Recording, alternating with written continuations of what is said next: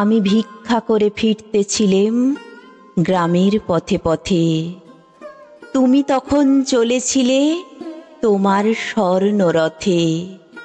অপূর্ব এক স্বপ্ন সম লাগতেছিল চক্ষে মম। কি বিচিত্র শোভা তোমার, কি বিচিত্র সাজ। আমি মনে ভাবতেছিলেম এ কোন মহারাজ। আজি শুভক্ষণে রাত পোহালো, ভেবেছিলেম তবে আজ আমারে দ্বারে দ্বারে ফিরতে নাহি হবে। বাহির হতে নাহি হতে কাহার দেখা পেলেম পথে। চলিতে রথ ধনধান্য ছড়াবে দুই ধারে। মুঠা মুঠা কুড়িয়ে নেব, নেব ভারে ভারে। দেখি সহসা রথ থেমে গেল আমার কাছে এসে। আমার মুখপানে চেয়ে নামলে তুমি হেসে।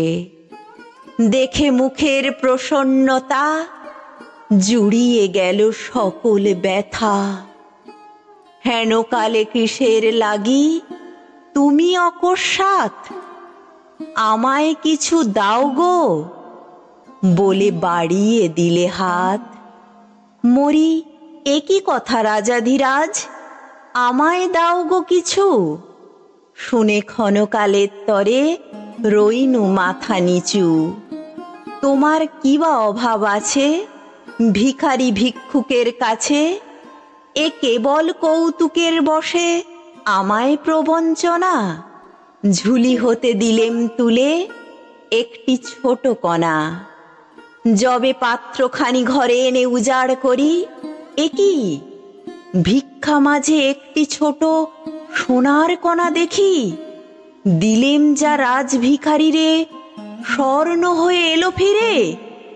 তখন কাঁদি চোখের জলে দুটি নয়ন ভরে। তোমায় কেন দিইনি আমার সকল শূন্য করে?